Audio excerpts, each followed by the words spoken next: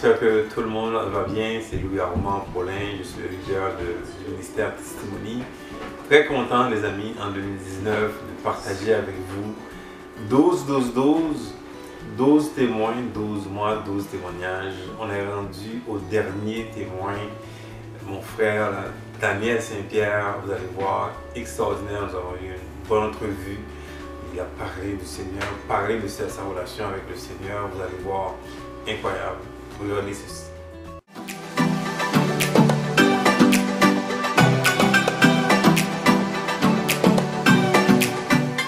Bonjour les amis, Louis-Armand, leader du ministère Testimony. Encore une fois, très content de vous retrouver.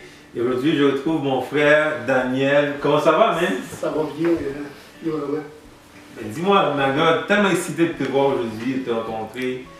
Quand je t'avais rencontré la première fois, Daniel, ton témoignage m'a jeté par terre. C'était tellement, tu as comme déversé sur moi le témoignage. Tu es venu à la maison, je me souviens très bien. J'étais leader à l'église de Portail, leader de groupe de prière. Tu es venu ici à la maison. Tu m'as totalement comme arraché le cœur avec le témoignage. Aujourd'hui, c'est un privilège de te présenter aux amis ici là, qui vont regarder le témoignage. Comment tu as connu Jésus, Dan? Comment j'ai connu Jésus? J'ai connu Jésus, premièrement, ça a commencé tout jeune. Tout jeune. Et, ma mère est née catholique et elle m'a fait prier une fois et j'ai tout le temps cru que Dieu existait. Ah, ok. Tout le temps cru qu'il existait parce qu'il n'y avait pas personne qui était capable de faire un arbre. Puis il n'y a pas personne qui est capable de faire voler un oiseau dans le ciel. J'ai dit à quelqu'un qui est beaucoup plus intelligent que moi, que je ne connais pas, mais ce Dieu-là, je sais qu'il existe à quelque part. Tu as une conscience. Une conscience, oui. Et tout le long de ma jeunesse, depuis l'âge de 6 ans jusqu'à l'âge de 12 ans, je parlais couramment avec lui. Je ne sais pas pourquoi, c'était comme un ami. Je parlais avec lui. Et à l'âge de 12 ans, j'ai découvert que j'étais handicapé. 12 ans. Et mon handicap fait que mon hémisphère gauche, qui fait marcher mon côté droit, est mort. J'ai une tache à peu près grosse de même, en arrière du cervelet, qui est complètement mort. Et si elle bouge, c'est à cause l'autre est obligé de forcer pour qu'elle bouge, sinon elle serait complètement morte. La même chose de mon pied. Ils ont été obligés de rallonger le tendon ne grandissait pas. Ça veut dire que je marchais au bout de mon orteil. Mais l'enfant ne se regarde pas dans le miroir. Ne se regarde pas pour voir. Tu ne savais pas? Je ne savais pas. Mais à l'âge de 12 ans, j'ai découvert que je suis handicapé. Et là, j'ai commencé à brailler le matin et le soir en me levant, sans le dire à mes parents, parce que mes parents, il y avait assez de problèmes chez nous. On est 9 enfants chez nous. Il y avait assez de problèmes. Moi, je rajoute un problème par-dessus les autres. C'est malheureux. Je pleurais beaucoup. Oui, je pleurais beaucoup. Jusqu'à l'âge de 14 ans. 2 ans, tu pleurais. Donc oui, pendant 2 ans, oui. Une grosse dépression, parce que quand je jouais au soccer ou au ballon chasseur, j'étais tout le temps le dernier prix. Puis, je dis par là, puis j'avais 6 sœurs, moi. Puis quand tu commences, quand tu as 12, 14 ans, tu commences à regarder les filles. Et les filles, les amis de mes sœurs disaient, s'il ne serait pas un film, je sortirais avec. Ça faisait mal. Ils ne le disaient pas devant moi, mais je l'ai entendu. Et ça faisait encore plus mal. Je disais, un jour, je vais-tu avoir une job? Un jour, je vais-tu avoir un travail? Un jour, je vais-tu avoir des enfants? Je me posais plein de questions. Dès à l'âge de 12 ans, je pouvais te dire que je me posais ces questions-là. Puis le Dieu que je parlais quand j'étais jeune, depuis l'âge de 6 ans, j'ai commencé à en vouloir à Dieu. À me révolter après Dieu. Parce que je me dis, s'il m'aurait voulu parfait, il m'aurait créé parfait. Mais je n'étais pas parfait. Et ça a amené beaucoup d'affaires. Une agressivité au compte. Je te parle au compte, ça veut dire qu'à l'âge de 12 jusqu'à l'âge de 14 ans, je me bataillais tous les jours. j'étais agressif, j'ai agressé des fois du monde, que peut-être qu'ils me regardaient juste comme ça, mais moi, pour moi, je me sentais visé et je les agressais vraiment. Là. Et en voulant, je veux dire, me battre avec eux autres, tout le kit. Puis vraiment, mais je savais que c'était moi le problème. Je savais que dans mon cœur, c'était la tristesse totale. La déception, de voir que tu as un handicap, mais comment ça a changé? Comment ça a changé? Ça a changé quand mon frère a 10 ans de différence avec moi. J'ai pris la carabine de mon frère. Puis là, j'ai dit à Dieu, je te donne 24 heures à prouver que toi, tu existes. Sinon, moi, je vais aller te voir face à face. Et on a une drôle de discussion à discuter ensemble. Et dans le même 24 heures, j'étais en secondaire 2 et on était trois grands en train de se tiroyer ensemble. Il était environ midi et demi, quand c'était l'heure du break. On était en train de se tiroyer ensemble. Puis elle m'a demandé un professeur sans aucune raison. Quand je vous dis, là, je n'ai jamais parlé à qui que ce soit, à part à Dieu, de ce que je vivais. Et il y a un professeur qui a dit un local de prière pour les jeunes. Ça vous tenterait-tu d'y aller? C'est un signe. C'était mon signe. Mais mes deux chums qui étaient avec moi, c'était pas leur signe. Eux autres qui ont répondu, elle est complètement folle, la madame. Puis ils sont en allés. Moi, j'ai dit, c'est quand? Quand ça me répond, elle me répond, c'est demain soir. C'est fait. C'est fait. Elle me dit, c'est à soir. Mais elle dit, je serai pas là, moi. Moi, j'ai dit, c'est pas grave si t'es là ou si t'es pas là. Moi, j'y vais pareil. Et j'étais allé au local, puis c'était environ 25 jeunes qui louaient Dieu, de 14 à 20 ans à peu près. Il y avait un gars qui chantait en avant, qui avait peut-être 20 ans, et il y avait une femme de 35 ans qui avait ouvert le local, je ne sais pas trop quoi, une madame. Et moi, je ne connaissais pas personne là-bas. Mais quand je les regardais prier, ils ont commencé à prier. Ils priaient pour le père qui avait parti sa job, puis il disait, Seigneur, donne un travail à mon père. Puis il y a une autre fille qui priait pour son frère à cause qu'elle avait de la misère à l'école. Je trouvais tout, c'était sensé leur prière. Tu sais, j'avais déjà pris de la boisson, moi. Puis j'avais déjà pris de la drogue. Mais j'ai dit, ils ont quelque chose de plus que moi, ces gens-là. Et moi, vu que c'était la fin de la soirée, j'avais rien à perdre, je m'ai penché la tête. Et j'ai dit, si tu existes, Dieu, touche-moi. J'ai jamais vu Jésus-Christ. Mais il m'a pris, pareil comme dans ce temps-là, n'oubliez pas, j'avais 14 ans. Tandis qu'il m'a pris dans ses bras, puis il m'a bercé dans ses bras, pareil comme tu berces un enfant. Tu sentais, là? Oui, je sentais vraiment m'entourer de ses bras. Il me bercé dans ses bras. Et là, tout de suite, je m'ouvert les yeux quand je dis, j'essaie de trop fort en dedans de moi. C'est à cause de ça, je sens ça, c'est pas normal de sentir ça. Tandis, encore une autre fois, je faisais juste fermer mes yeux, encore là, il me prenait dans ses bras, puis il me berçait dans ses bras. Et moi, j'ai dit, puis jamais, j'ai fermé plus ici mes yeux, parce qu'il y a quelque chose, c'est pas normal. C'est pas normal, là. Tandis, moi, j'ai juste hâte que la soirée finisse pour que moi, je sorte de là. Puis là, la madame de 35 ans, après, elle s'est levée debout. Puis elle dit qu'il y en a deux, que le Seigneur Jésus est en train de bercer dans ses bras. Wow. Et moi, j'étais estomaqué, là. Je dis, comment ça se fait qu'elle le sait? J'ai jamais parlé, j'ai jamais rien dit, elle ne me connaît pas, la première fois que je vais là. Comment ça se fait qu'elle le sait, qu'il me berce dans ses bras? Wow. Et là, tout simplement, c'est que moi, je voulais sortir du local. Je voulais vraiment que ça finisse pour sortir du local. Il y a des choses que je ne comprends pas.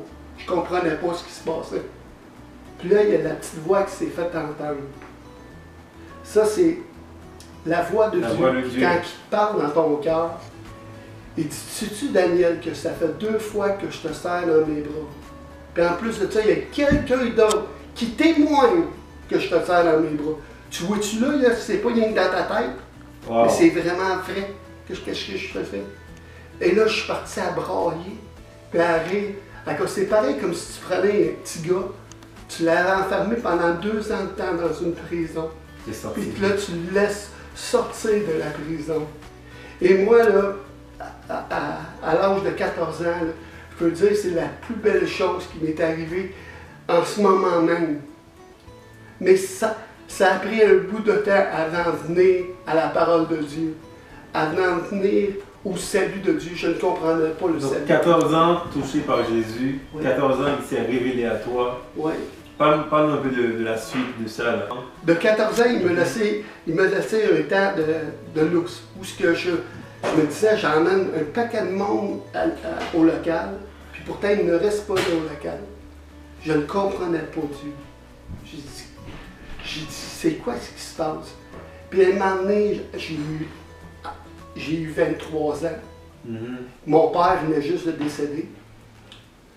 Et je disais à Dieu, quand je suis allé travailler, quand j'avais besoin d'un emploi, il avait besoin d'un employé, j'étais travaillé pour lui.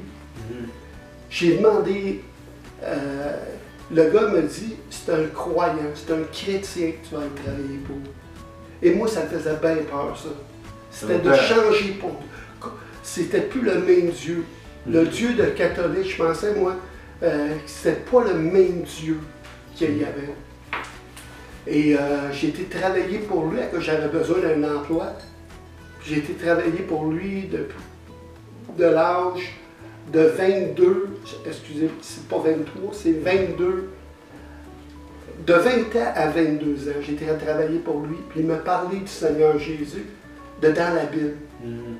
À cause qu'il me disait, tu crois-tu que la Bible est la parole de Dieu? Et moi, j'ai dit oui, que c'était la parole de Dieu. Et tout le long, il me parlait de Jean 3,16 puis de Isaïe 53. Il a plu à l'Éternel de le frapper par la souffrance. Puis dans Jean 3,16, il dit, car Dieu a tant aimé le monde qui a donné son Fils afin que quiconque croit en Dieu ne périsse point, mais qui ait la vie éternelle. Amen. Tandis que moi, j'ai trouvé fou les 2 versets. Aussi fou un que l'autre. Je disais à Serge, tu ne peux pas dire des versets aussi fous que ça. Soit tu le dis mal, soit je le prononce mal, mais je ne le comprends pas, ces versets-là. Et la première fois quand je suis allé à une église chrétienne, je suis allé dans une église chrétienne, le pasteur prêchait justement sur Jean 3,16 puis Isaïe 53. Wow. Tandis que moi, je l'ai pincé. La première fois que j'ai pincé mon ami qui m'a parlé du Seigneur, qui s'appelait Serge, je l'ai pincé. J'ai dit, Serge, tu y as-tu parlé? Il dit, ouais, s'il ferait juste... On était à peu près 300 à l'église. Puis il dit, ouais, s'il ferait juste un message pour toi, Daniel. Puis là, il dit, veux-tu comprendre plus simplement Jean 3,16? Je dis, oui, Walter, je veux le comprendre plus simplement, Jean 3,16. Il dit, toi, tu donnerais-tu ta vie pour ton meilleur ami? Je dis, moi, Walter, tu ne me connais pas, mais moi, je donnerais pas ma vie pour mon meilleur ami. Il dit, à cette heure, tu donnerais-tu ta vie pour ton ennemi? Je l'ai regardé, j'ai dit, non, je donnerais pour ma vie. Mon ennemi, non, je ne le ferai pas. Il dit, d'abord, tu donnerais-tu ton petit enfant? Dans ce temps-là, je n'avais pas d'enfant. Mais je n'ai 3 maintenant, mais je n'avais pas. Et j'ai dit, Seigneur, je donnerais pas mon petit enfant pour sauver mon meilleur ami. Voyons donc, tu tuerais-tu un petit enfant pour sauver ton meilleur ami? Il dit, qu'est-ce qu'a fait Dieu en donnant son Fils sur la croix? Son Fils unique sur la croix. C'est la croix pour nous. Il l'a fait quand toi, tu étais ennemi. Exact. Alléluia. Et on était son ennemi. Ça c'est l'amour de Dieu qui est incompréhensible. Je m'étais assis, j'étais debout quand il dit ça, et je m'étais assis, et puis là j'ai dit, je te donne ma vie, Seigneur. Wow. Je te donne ma vie, Seigneur. Puis là il chantait une chanson qui est tel que je suis sans rien à moi, sinon ton sang versé pour moi. Puis il chantait ça, puis personne n'avançait. Puis là, le pasteur disait, celui qui l'a reçu à l'intérieur maintenant, il faut qu'il déclare à l'extérieur. Alors, si tu as honte devant les hommes, j'aurai honte devant mon Père qui est dans les cieux. C'est ça le témoignage. Et c'est vraiment, là, là, j'attendais rien qu'une personne qui s'avance en avant pour m'avancer en avant. Il n'y avait pas personne qui s'avançait en avant. Puis là, moi, je me disais, ils ne comprennent pas ce qui est le salut de Dieu, d'un amour incompréhensible. Je ne comprends pas encore son amour. Je l'accepte. Mais je ne comprends pas son amour. Je ne comprends pas un amour insondable, impénétrable. Il y a rien que lui qui peut nous aimer comme lui nous aime. Et un moment donné, c'est à cause que c'est le dernier refrain qui chante. Puis la même petite voix s'est faite entendre à l'âge de 14 ans. Il dit, ce serait moi qui serais en avant, Daniel. Témoignerais-tu que je suis ton Dieu? Oh, et toi, t'es mon enfant. ça c'est quelque chose. Ça, et moi, je suis parti en avant. C'est là que j'ai... Oh my God, ça c'est un bon point. Témoigner, il veut que tu témoignes, que tu vas en avant. Oui, c'est ça. Tu témoignes, que tu es vraiment ton Père. C'est extraordinaire. Après ça, c'était drôle, c'est à cause que toute l'église se suivait en avant. Toute l'église? Au complet, l'église s'est vidée. Oh my God! Je ne revenais pas qu'il n'y a pas avancé, pas personne qui avait avancé. Tu es tout le temps tout seul devant Dieu. Dieu, c'est un Dieu personnel. Ce que j'ai aimé dans la Bible, ce que j'ai aimé tout le temps dans les récits de la Bible, c'est un Dieu personnel. Un Dieu personnel. Daniel, il y a tellement de choses à dire avec toi. J'aime tellement Daniel, là, c'est incroyable. J'étais à son mariage, il y a tellement de choses à dire par rapport à ce frère Daniel, là. C'est incroyable, ça aurait peut-être duré des années, là. Tellement qu'il a de l'amour. Amour pour les gens, amour pour le Seigneur, Daniel. Tellement de choses à dire. Parle-moi un peu là, à tous les jours, comment tu vis ta relation avec Jésus à tous les jours? Dieu a fait que j'ai eu un gros accident et ma 12e vertèbre était fracturée en deux. J'avais pu paralyser. Les médecins, ils attendaient sur la table d'opération, j'étais sur la table d'opération. Ils pensaient que j'allais paralyser. Ils attendaient, mais Dieu était bon avec moi. Dieu, il était que je me lève pas. J'aurais pu me lever de mon char pour sortir de là, sur le métropolitain, quand j'ai eu mon accident. Et je ne m'ai pas levé à cause que j'ai senti une douleur, puis ça me disait « lève-toi ». Et il y a quelque chose qui me faisait que je ne me levais pas de ça. Et ce que j'en viens pas, c'est que Dieu il est bon. Malgré tout ça, là, Dieu m'apprend à tous les jours. À tous les jours de marcher. De marcher puis de m'attendre à lui. C'est lui qui veut le faire pour moi. Je vais dire quelque chose qui va peut-être étonner. On est tous un potier pour Dieu. Potier. Un potier, puis il y a juste Dieu qui peut mettre quelque chose de bon dans notre semence. Oh! Il y a juste Dieu. C'est lui qui met en nous, hein? C'est lui qui met en nous. Après. Okay. Puis souvent dans ma vie, j'ai voulu prendre les guides de ma vie. Comme beaucoup de gens font, hein? Comme les gens aujourd'hui, ils veulent tout diriger. Exactement. Puis même, j'étais chrétien, puis des fois, je voulais prendre le contrôle de ma vie. Puis toutes les fois, là, je peux planter. Alléluia.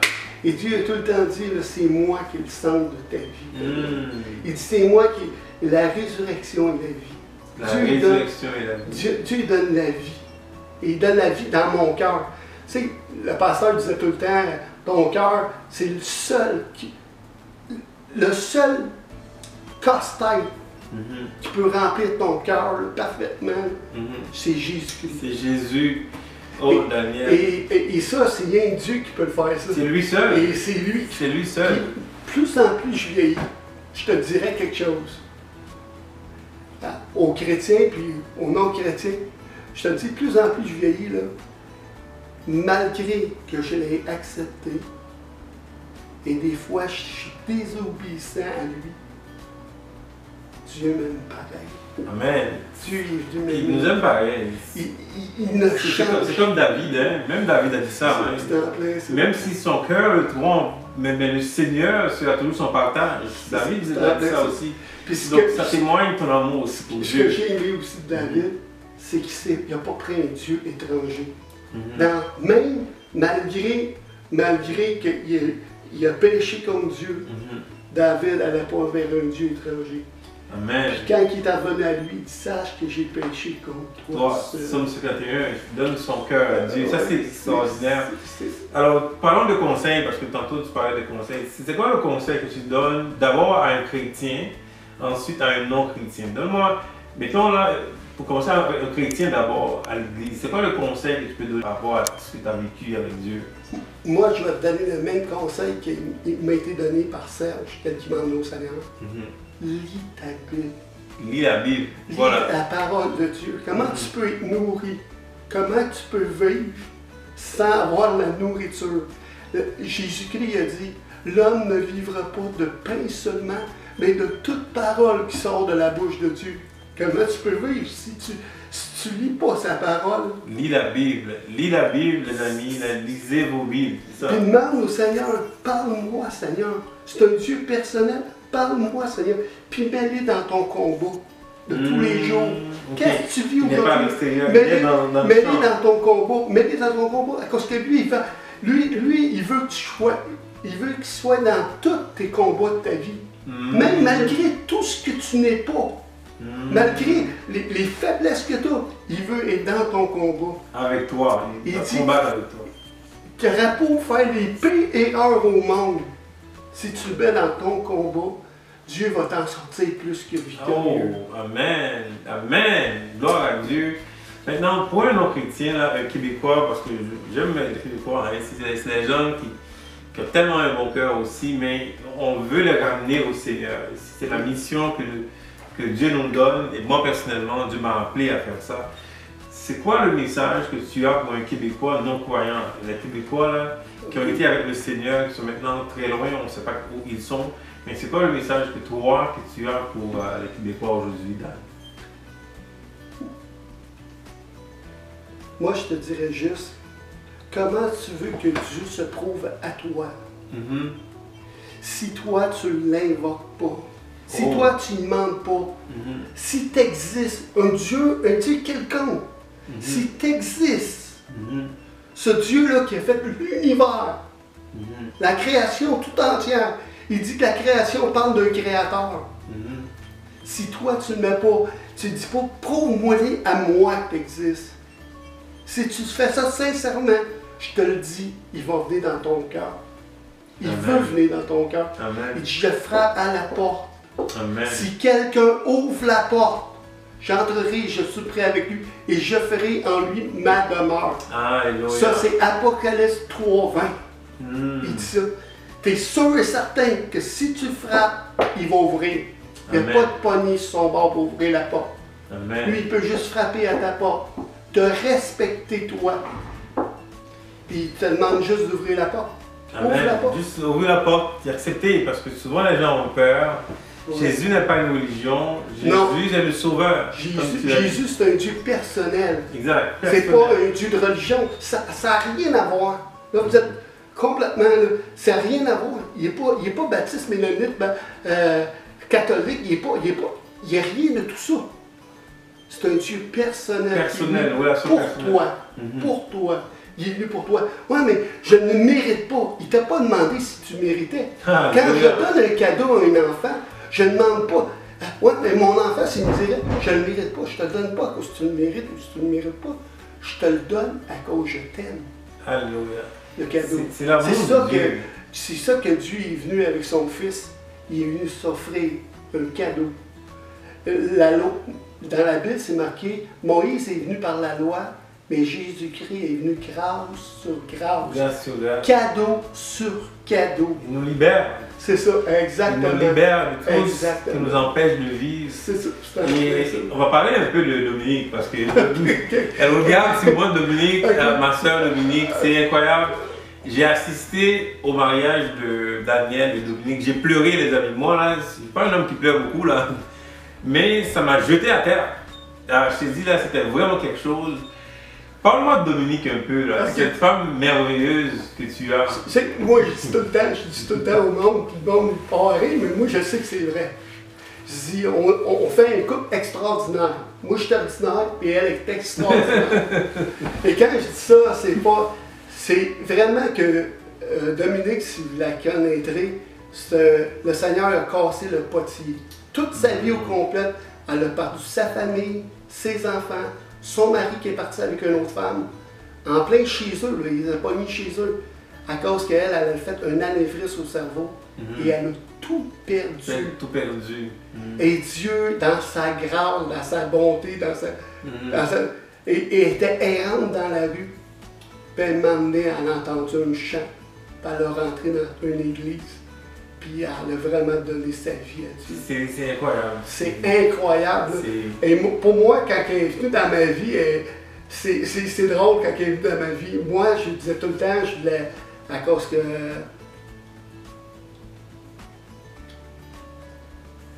À cause de ma vie, j'ai vécu des choses très très difficiles dans ma vie avec mon autre femme. Et j'ai vraiment vécu quelque chose de très difficile.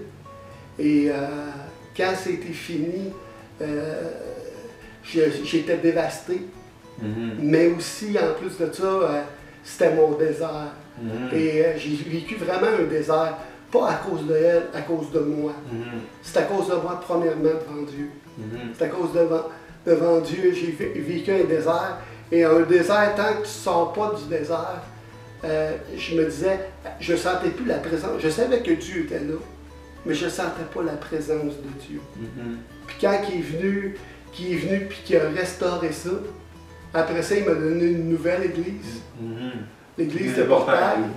Puis là, je suis allé à l'église de Portail, puis il m'a emmené, après le culte, on avait un dîner, disons. Avec François. Avec François, c'est ça, c'était en plein ça. Puis François, on allait tout manger ensemble, puis toute l'équipe, on allait tout partager. Puis des fois, il me parlait des femmes qui parlaient de moi, puis toute l'équipe. Puis moi, je disais à François, je ne suis pas ici pour ça. Je ne veux pas ça. Moi, là, je veux juste avoir un bon temps, de vraiment avoir une bonne fraternité entre frères et entre sœurs, et je veux pas ça. Puis pourtant, quand j'ai vu Dominique, ça a tombé. Ça a tout tombé, ça a tout tombé. Dominique, elle est jolie, mais ce qu'elle a, c'est encore un cœur pour Dieu, d'une façon effrayante. Puis elle m'a dit quelque chose qui m'a vraiment marqué. C'est elle dit, si elle n'a pas cassé le potier, Daniel, ce pot-là, Daniel, qui était... Elle dit, jamais j'aurais accepté Dieu. Oh. Et ça, c'est vraiment là, c'est fort, c'est très et fort. Elle témoigne, elle partage l'Évangile comme j'ai jamais vu. Ça me fait rire, parce que quand je venais d'accepter le Seigneur, je partageais à tout le monde l'Évangile comme qu'elle partage là. Et elle me dit, ça te dérange-tu? Je dis, ça me dérange pas pour pantoute. C'est au contraire, là, je te dis, tu fais vraiment la bonne affaire, mais c'est vraiment quelqu'un de très bien. Et ça, merci le Seigneur parce qu'il nous a donné 5 enfants. 5 enfants, toi tu en as 3. Moi j'en ai 3, elle en a 2. Donc 5 et enfants. 5 enfants. Puis je remercie pour tout ce qu'il fait dans nos vies. Puis même, il nous a fait un cadeau. Des cadeaux par-dessus des cadeaux. Le privilège d'aller en Israël, je vais peut-être avoir cette année. Ça, c'est un privilège. C'est un cadeau là, que je m'attendais même pas, là, à cause que c'est pas un cadeau. Si tu m'avais dit ça, j'aurais dit c'est pas faisable pour nous autres, ce cadeau-là. Puis Dieu l'a fait. Dieu l'a fait. C'est extraordinaire. Écoute, on a tellement de choses à raconter avec lui, mais on va devoir vous laisser, les amis. Daniel Saint-Pierre, homme de Dieu, mon frère, j'ai tellement de choses à dire avec toi. Mon frère, continue dans le combat, continue dans la marche. As-tu un mot de la fin pour dire aux gens? Priez. Okay. Seigneur Jésus, je te prie, Seigneur, de toucher chaque personne, Seigneur Dieu, qui va voir cette vidéo, Seigneur. Seigneur, mets-les en face de toi, Seigneur Dieu. Et Seigneur Dieu, touche leur cœur qui est ouvert, Seigneur. Ouvre leur cœur. Seigneur, tu peux mettre un sentier dans le désert. Des fleuves d'eau vive dans le désert. Où ce qu'ils pensent c'est mort, il n'y a plus rien à faire avec un tel homme ou une telle femme. Seigneur, mets de l'eau vive, Seigneur Dieu, parce que tu es la source de l'eau vive, Seigneur. Amen. Amen. Oh my God, c'est incroyable. La première fois qu'un témoin, qu'un disciple a prié dans cette série, vous êtes vraiment bénis. Hein? Alors les amis, que le Seigneur vous bénisse. Bonne journée à vous.